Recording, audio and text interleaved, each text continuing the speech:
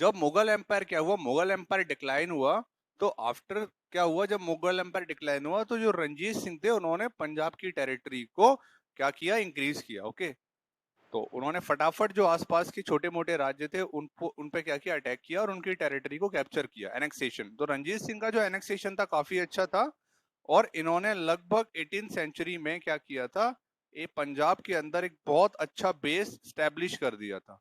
Okay okay, उसके बाद क्या हुआ कि 18 सेंचुरी तक एक काफी अच्छा जो बेस था वो रंजीत सिंह ने स्टैब्लिश किया। एंड इन 1839, मतलब mid of the 19th century, 1839 में रंजीत सिंह की क्या हुई, डेथ हो गई। तो ये जो रंजीत सिंह थे, इनके क्या थे, इनके फ्रेंडली रिलेशन थे किसके साथ, ब्रिटिशर्स के साथ। So he maintain a very good relationship with Britishers. Okay, but later on क्या हुआ, later on after the death of Ranjit Singh, Punjab के अंदर जो पूरा कंट्रोल था, पंजाब के अंदर जो पूरी पावर थी, वो ट्रांसफर हो गई किसको, after the death of Ranjit Singh 1839 के बाद पंजाब का जो एडमिनिस्ट्रेशन था और पंजाब की जो पावर थी, पॉलिटिकल पावर, वो ट्रांसफर हो गई सिख आर्मी को। Sikh army means Khalsa.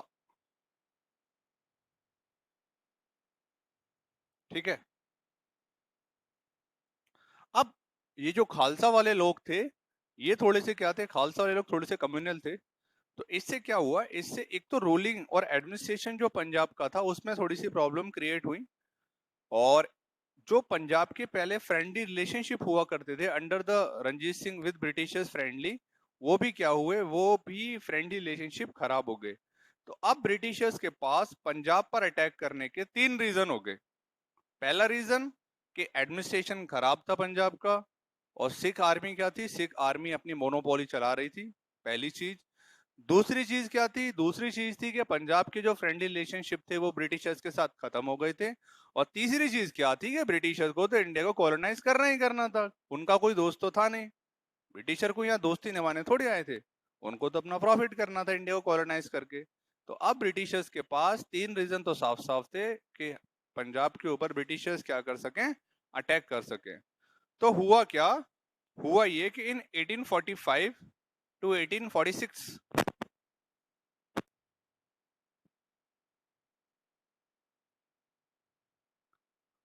लगभग रंजीत सिंह की डेथ के 5 साल बाद, from 1845 to 1846, first Anglo Sikh war क्या हुआ, फॉट हुआ।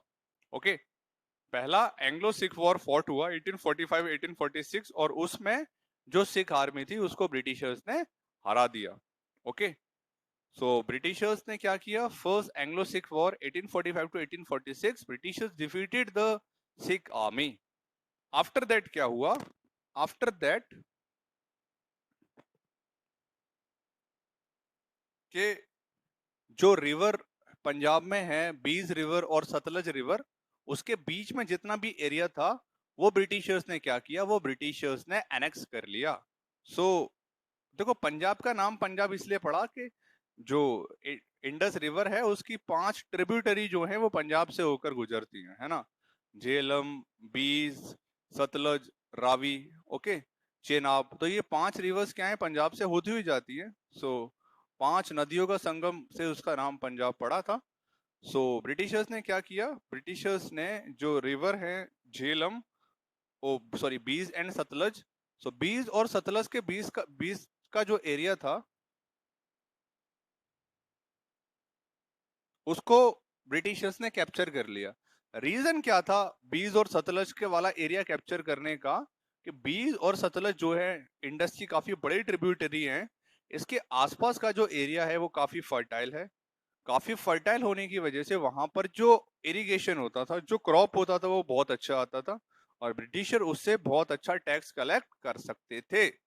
सो ब्रिटिशर्स ने क्या किया, फर्स्ट एंग्लो सिख वॉर के बाद जो भी अच्छा रीजन था जहां पर क्रॉप्स और एग्रीकल्चर बहुत अच्छा होता था, near about the bees and Sutlej river, उसको ब्रिटिशर्स ने एनेक्स कर लिया। अब इससे क्या हुआ, एक तो सिख वाले हारे, और हारने के बाद जो उनका एक बहुत बड़ा एरिया था जहां से उनको रेवेन्यू मिलता था in the form of crop, वो भी बंद हो गया। तो अल्टीमेटली क्या हुआ, इस वॉर से ब्रिटिशर ने जो एरिया एनेक्स किया उससे पंजाब वीक होना शुरू हो गया। वीक होना शुरू हुआ इकोनॉमिकली, पॉलिटिकली भी, ठीक है। फिर क्या हुआ इसके बाद ये हुआ कि जो पाकिस्तान का सिंध प्रांत है और जो पाकिस्तान का मुल्तान प्रांत है, आज से लगभग 200 साल पहले वहां पर क्या था, वहां पर भी काफी सिख लोग रहा करते थे। ओके, सो ये जो पहली वॉर जहां सिख हारे थे, उसका गुस्सा जो था सिख्स के अंदर, मुल्तान सिंध प्रांत के अंदर भी था। तो इस गुस्से का जो गुस्सा उनके अंदर चला आ रहा था 45 से, वो आउटबर्स्ट हुआ और एक रिवॉल्ट हुआ था पंजाब के, वो सॉरी पाकिस्तान के अंदर, जो पाकिस्तान में आजकल मुल्तान और सिंध प्रांत है, तो वहां पर रिवॉल्ट हुआ था, जिसकी वजह से क्या हुआ, नेक्स्ट एंग्लो सिख वॉर हुआ। ठीक है, तो पहला एंग्लो सिख वॉर का जो बैकग्राउंड था वो मैंने आपको समझा दिया। रंजीत सिंह की डेथ हुई, रिलेशनशिप खराब हुए और ब्रिटिशर को अपनी टेरिटरी आगे बढ़ानी थी, तो पहली वॉर हो गई। दूसरी वॉर का क्या बना, दूसरी वॉर का जो बैकग्राउंड बनेगा वो इसलिए बनेगा कि पंजाब की जो फर्टाइल टेरिटरी थी वो ब्रिटिशर्स ने एनेक्स कर ली थी, बुरी तरह सिखों को हरा भी दिया था, तो वो गुस्सा जो था जो मुल्तान और सिंध में निकला, वो बैकग्राउंड बनेगा दूसरी एंग्लो सिख वॉर का। ओके, देन हुआ ये, Lord Dalhousie the governor general declare war on Sikhs and, okay ठीक है। और हुआ क्या लेटर ऑन, लगभग 2 साल बाद, क्योंकि पहली वॉर लगभग 46 तक चली थी, तो 48 to 49 second Anglo Sikh war भी हो जाती है।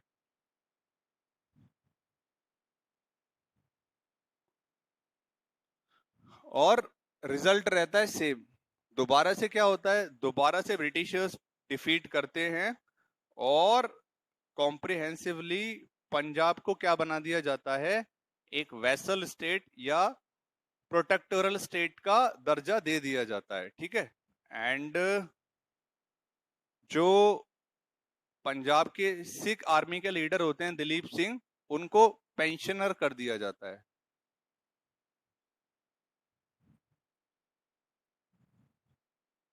फिर से बता रहा हूं, सारी चीजें समझने की कोशिश करना। Punjab, not like the modern day Punjab, because at that time Punjab has many territory in its, some parts of Sindh, some parts of Multan। जो पंजाब पाकिस्तान में है वो वाला पार्ट, तलवंडी के आसपास का सारा पार्ट, वो सब पंजाब के अंदर था। एंड रंजीत सिंह ने अपनी टेरिटरी काफी इंक्रीज करी थी मुगल एम्पायर के डिक्लाइन होने के बाद। ब्रिटिशर्स के साथ उनके क्या थे, फ्रेंडली रिलेशनशिप थे।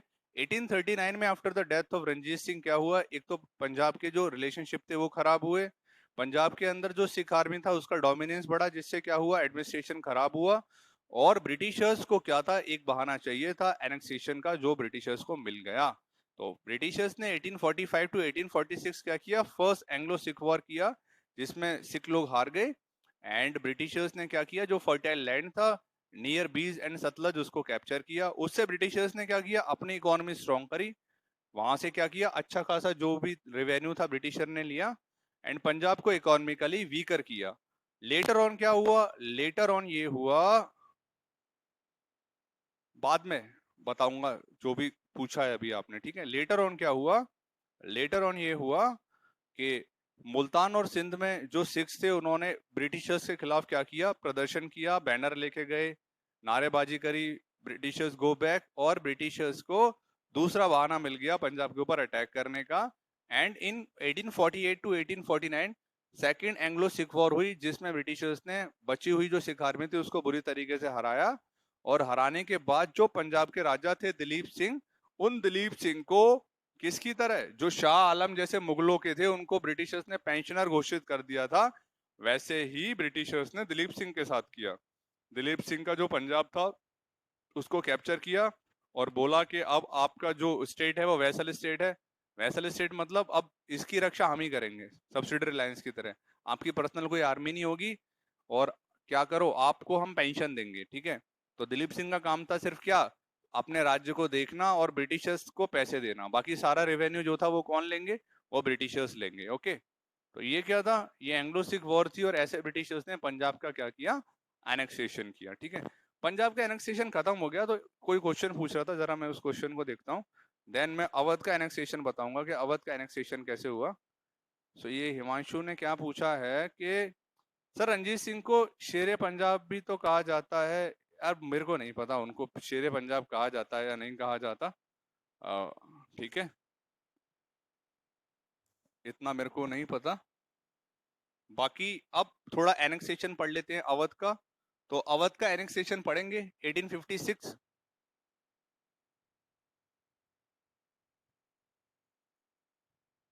ठीक है, तो एक चीज मैंने आप लोगों को बताई थी, क्या बताई थी मैंने आप लोगों को, बैटल ऑफ बक्सर में बताया था कि the combined forces of Awadh, combined forces of that Shah Alam and Jharkhand Bihar, इनकी कंबाइंड फोर्सेस को क्या किया था, ब्रिटिशर्स ने हरा दिया था। तो एक तो जो अवध था वो पहले ही आधा कर चुके थे ब्रिटिशर्स अवध को, कब, 1764 में। ओके, उसके बाद तो अवध की गाड़ी चल रही थी ऐसे ही। उसके बाद जब मैं आपको डॉक्ट्रिन ऑफ लैप्स पढ़ा रहा था, तो मैंने आपको डॉक्ट्रिन ऑफ लैप्स में एक बात बताई थी जो कि मैं रिपीट करना चाहूंगा। मैंने आपको बताया था कि सतारा, नागपुर और झांसी, देखो यार, ये जो एक शख्स है, जरा इसकी क्लास लगाऊं पहले तो मैं, ये कौन है, Suryansh Patel. When Warren Hastings came he decline dual system, ये बता, ये डुअल सिस्टम की मैं बात कर रहा हूं अभी, मैंने अभी तक जो अभी आज का लेक्चर किया है, कहीं डुअल सिस्टम मैंने बोला? कहां से तू डुअल सिस्टम बीच में घुसा रहा है? मैं एनेक्सेशन पढ़ा रहा हूँ पंजाब का, अब एनेक्सेशन पढ़ाऊंगा अवध का, डुअल सिस्टम क्यों बीच में घुसा रहा है भाई? एक तो मैंने मना किया है कि क्वेश्चन मैंने बोला तो यानी कि क्वेश्चन पूछ लो, क्वेश्चन का टाइम है 5 मिनट पहले ओवर कर दूंगा जब आराम से क्वेश्चन पूछना। और दूसरा क्या है, क्वेश्चन रिलेवेंट क्वेश्चन पूछो, ऐसे क्वेश्चन पूछने तो मेरे व्हाट्सएप पे डाला करो, या रात को 9-10 बजे मैं फ्री हो जाता हूँ, या शाम को, तो कभी कॉल कर लिया करो, रिप्लाई कर दूंगा उस टाइम, ऐसे क्वेश्चन पूछो। इस टाइम पूछोगे खामा खामा फ्रस्ट्रेट हो जाऊंगा, बाहर कर दूंगा अभी पढ़ाने से। ठीक है, तो रिलेवेंट क्वेश्चन पूछो अगर रिलेवेंट क्वेश्चन कुछ पूछना है तो। ठीक है,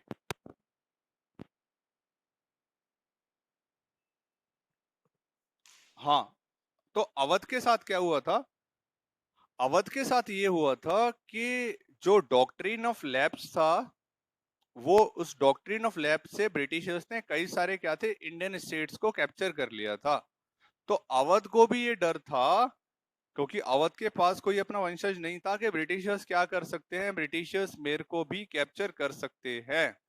ठीक है, सो ये डर का जो आउटकम है वो मैं अभी नहीं बताऊंगा, क्योंकि फिर सारा लेक्चर निकल जाएगा, वो मैं आपको 1857 में ही बताऊंगा, एक साल बाद जो क्या हुआ था। तो अभी मैं थोड़ा सा रुक जाता हूँ, थोड़ा सा जो बुक में है सिर्फ वो ही बताता हूँ, वरना मुझे लग रहा है ये चैप्टर खत्म नहीं होगा।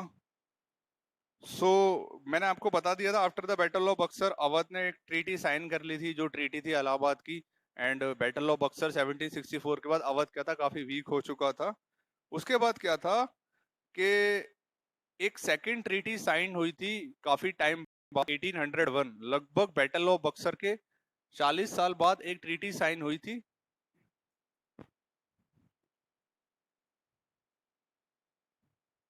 जिसको बोलते हैं वेलेस्ली। लॉर्ड वेलेस्ली जो थे, लॉर्ड वेलेस्ली जो थे वो गवर्नर जनरल थे के। तो उन वेलेस्ली ने क्या था, एक ट्रीटी साइन करी थी 1801 में। उस ट्रीटी से क्या हुआ था, उस ट्रीटी से ये हुआ था कि अवध में जो चलती फिरती सरकार थी उसको भी गिराकर लगभग आधे अवध को ब्रिटिशर्स ने एनेक्स कर लिया था 1801 में।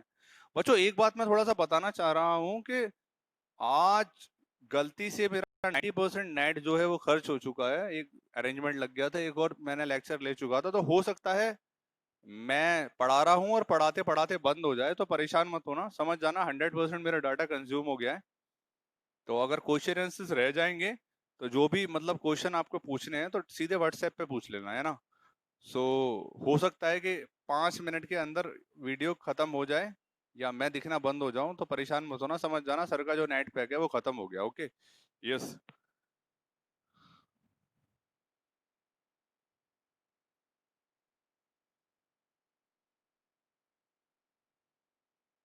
ओके, ज्यादा डेप्थ में नहीं जा रहा, फटाफट इसको खत्म करता हूँ। सो एनेक्सेशन ऑफ अवध जो था, एनेक्सेशन ऑफ अवध,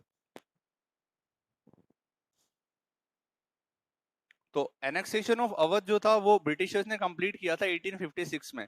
लेकिन जो जो उसका उसका बेस था, जो उसकी नींव थी, वो ब्रिटिशर्स ने बहुत पहले ही रख ली थी। तो अवध को एनेक्स एनेक्स करने की जो बेस था, या एनेक्स करने की जो नींव थी, वो ब्रिटिशर्स ने रख दी थी कब? वो ब्रिटिशर्स ने रख दी थी 1764 में।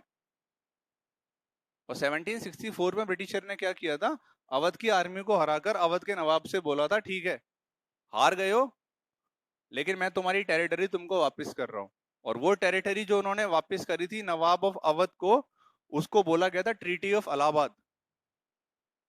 तो जो नवाब था वो भी खुश हो गया था कि चलो सही है, हार तो गया हूं ब्रिटिशर से, लेकिन हारने के बाद भी इज्जत बच रही है, कुछ पैसों में अगर राज करने को मिल रहा है तो कर लेता हूं। तो ट्रीटी ऑफ इलाहाबाद में क्या बोला था ब्रिटिशर्स ने कि चलो ठीक है, राज तो तुम कर लो अवध पर, लेकिन बदले में मैं क्या ले रहा हूं? मैं ले रहा हूं दीवानी राइट्स। तो ब्रिटिशर्स ने क्या ले लिए थे? दीवानी राइट्स ले लिए थे। कहाँ की दीवानी राइट्स ले ली थी? अवध की जो टेरिटरी थी, बिहार, झारखंड और थोड़ा सा और जो पार्ट था उड़ीसा का, वो टेरिटरी ले ली थी। दीवानी राइट्स मतलब रेवेन्यू कलेक्ट करने का, और बोल दिया था एडमिनिस्ट्रेशन आप कर लो। लेटर ऑन क्या हुआ था?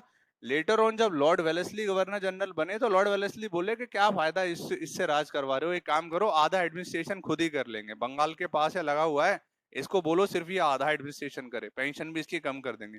तो हुआ क्या, 1801 में हाफ ऑफ द अवध जो था, उस हाफ ऑफ द अवध को ब्रिटिशर्स ने क्या करा? कैप्चर कर लिया।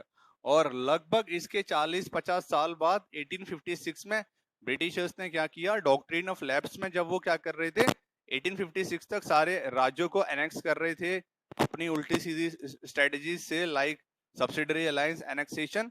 तो डॉक्ट्रिन ऑफ लैप्स में उन्होंने कहा था ये जो अवध के जो वंशज आने वाले हैं, ये इनके जैनवर वंशज नहीं है, जबकि वो जैनवन थे, चाचा ताऊ के थे, कि वो जैनवन नहीं है, वो अवध के राजा नहीं बन सकते। तो जो भी लास्ट थे, उन्होंने कहा था लास्ट नवाब जो अवध है, इनकी डेथ होते ही अवध पर हमारा पूरा कंट्रोल होगा। ओके। और 1856 में कोई भी ब्रिटिशर्स ने पहले का नोटिस नहीं किया, कोई बिना नोटिस दिए क्या किया था, पूरे अवध को एनेक्स कर लिया था। ठीक है, सो एनेक्स कर लिया था, जिसकी वजह से क्या हुआ था, जिसकी वजह से एक साल बाद 1857 में जो पहला रिवॉल्ट हुआ था, जिसको सिपाही मिटनी भी बोलते हैं, उसमें अवध भी शामिल था, और अवध ने झांसी की हेल्प करी थी। रीजन यही था क्योंकि अवध को पता था ब्रिटिशर्स जबरदस्ती क्या कर रहे हैं, अब एनेक्सेशन कर रहे हैं। Okay, okay. और कुछ बुक में था नहीं, बस ये था कि याद रखना, ये वीर वाशने जो है उसको एंट्री में नहीं दे रहा हूँ, टाइम बहुत ज्यादा ओवर हो चुका है।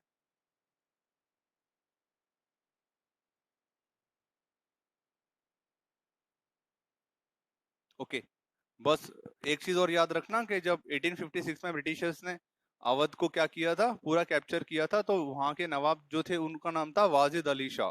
क्या नाम था? वाजिद अली शाह। ठीक है, तो बोल सकते हो आप लोग जो वाजिद अली शाह था, वो लगभग लास्ट कह सकते हो नवाब थे अवध के, और उसके बाद अवध का एनेक्सेशन हो चुका था। कोई पेंशन नहीं, कोई कुछ नहीं, सारा कंट्रोल किसके पास था? ब्रिटिशर के पास था। ठीक है, लगभग अब चैप्टर खत्म हो गया, और हम लोग रीजंस जान लेते हैं कि रीजंस क्या थे जिसकी वजह से ब्रिटिशर्स को सक्सेस मिली। ऐसे क्या रीजंस थे जिसकी वजह से ब्रिटिशर्स ने पहले बंगाल का एनेक्सेशन कर लिया, मराठास का कर लिया, मैसूर का कर लिया, पंजाब का कर लिया, अवध का कर लिया, और लगभग होल ऑफ द इंडिया पर ब्रिटिशर्स का कंट्रोल हो गया। तो रीजंस क्या थे? ऐसे क्या रीजंस थे जिसका ब्रिटिशर्स ने फायदा उठाया? तो अब उन रीजंस के बारे में चर्चा करेंगे। ये तो पढ़ लिया कि ब्रिटिशर्स ने कैसे किया, धीरे धीरे किया। देखो, हमने शुरू किया था 1757 से, मैंने आपको पढ़ाना जो शुरू किया था वो बैटल ऑफ प्लासी से शुरू किया था, और प्लासी से शुरू होके जो अवध का एनेक्सेशन हुआ है वो 1856 में हुआ है। तो सोचो, लगभग 100 साल में उन्होंने इंडिया का एनेक्सेशन किया। 100 साल, मतलब हर 5 साल में छोटा सा एरिया, हर 5 साल में छोटा सा एरिया। तो ब्रिटिशर्स ने जो इंडिया को कैप्चर किया है वो बहुत ही स्लो और ग्रेजुअल प्रोसेस था, बहुत स्लो और ग्रेजुअल प्रोसेस से उन्होंने कैप्चरिंग करी इंडिया का। ठीक है, ओके। अब मैं आपको रीजंस बताता हूँ, रीजंस क्या थे। तो देखो, एक तो रीजन ये था इंडिया में कि इंडिया के जो रूलर्स थे उनके बीच में क्या नहीं थी, यूनिटी नहीं थी। देयर इज नो यूनिटी, एकता जो होती है वो थी ही नहीं। सब लोग एक दूसरे के राइवल्स थे। सब लोग क्या थे? सब लोग एक दूसरे के राइवल्स थे, एक दूसरे से लड़ते रहते थे, जिसका ब्रिटिशर्स ने फायदा उठाया, हर वॉर में फायदा उठाया। मैसूर की लड़ाई हो रही है तो मराठास और निजाम को बोल दिया आप अटैक करो, हम आपको सपोर्ट देंगे। मैसूर से बोल दिया जब मराठा अटैक करेंगे हम आपको सपोर्ट देंगे।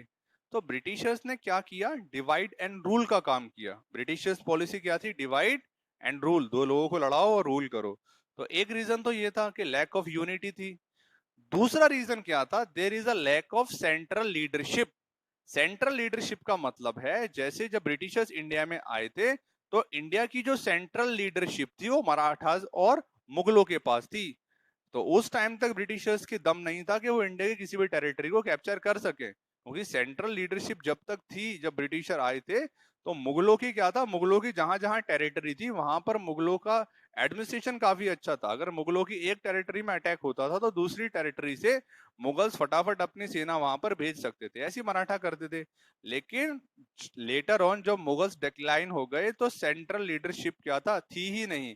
और ये सेंट्रल लीडरशिप का जो जो नहीं थी उसको हम लोग पढ़ेंगे कहां पर, 1857 के रिवॉल्ट में। ठीक है, तो एक सेंट्रल लीडरशिप नहीं थी, दूसरा क्या था, यूनिटी नहीं थी। तीसरा पॉइंट क्या था? तीसरा पॉइंट ये था कि इंडियन रूलर्स जो थे वो कंफर्ट वाली जिंदगी चाहते थे। वो क्या चाहते थे? वो सिर्फ अपना कंफर्ट चाहते थे, अपनी लग्जरी लाइफ चाहते थे। Most of the Indian rulers ने सब्सिडरी अलायंस को बड़े इजीली एक्सेप्ट कर लिया। मतलब एक बंदा उनसे बोल रहा है कि आपको अपने एक्सपेंस पर मेरी सेना रखनी है और आपका फायदा क्या होगा कि मैं आपके ऊपर अटैक नहीं करूंगा, तो वो उस चीज पर रेडी हो गए। Most of the Indian rulers क्यों रेडी हो गए कि ठीक है यार, अगर मान लो इन्होंने अटैक कर दिया तो हमारी राजगद्दी छिन जाएगी, जो हमारा ऐशो आराम है वो छिन जाएगा। तो ठीक है, सब्सिडरी अलायंस मान लेते हैं, कम से कम ये अटैक तो नहीं करेंगे। तो इंडियन रूलर्स जो थे वो वीक थे और वो लड़ना नहीं चाहते थे। अगर सारे रूलर्स मना कर देते कि हमें सब्सिडरी अलायंस रखनी ही नहीं है, तो ब्रिटिशर्स इतने नंबर में थे ही नहीं कि वो फाइट कर पाते। ब्रिटिशर तो सिर्फ चालाकी से उन्होंने इंडिया पे रूल किया। तो ये इंडियन रूलर्स की वीकनेस थी कि उनको अपनी लग्जरी लाइफ से प्यार था, वो नहीं चाहते थे कि वो बैटल लड़ें। और सब्सिडरी अलायंस के बाद तो वो बिल्कुल ही बेकार हो गए, छोटी मोटी जो उनकी आर्मी थी वो भी उन्होंने रखना बंद कर दी। ओके, उसके बाद जो सबसे अच्छी बात है या सबसे प्रैक्टिकल बात है वो क्या है? सबसे अच्छी और सबसे प्रैक्टिकल बात यह है कि ब्रिटेन के पास मॉडर्न आर्मी और मॉडर्न नेवी थी। क्योंकि मुगल और मराठास तो जब भी पावरफुल थे, लेकिन ब्रिटिशर्स को क्यों नहीं हरा पाए? क्योंकि Britishers had a very modern army and modern navy. Britishers के वेपन्स भी बहुत फाइन थे। हमारे लोग जब लाठी डंडे या तलवारों से लड़ते थे उस टाइम भी ब्रिटिशर्स के पास फाइन क्वालिटी की कैनन थी। कैनन मतलब तोपें, और फाइन क्वालिटीज की क्या थी? फाइन क्वालिटीज की बंदूकें थी ब्रिटिशर्स के पास। तो जब तक हमारे लोग तीर चलाने की कोशिश करते थे जब तक तो फायर हो जाता था। ओके, सो ये चार रीजंस थे: lack of central leadership, lack of unity, weakness of Indian rulers, they only want their comfort, and fourth, Britain has a modern army and modern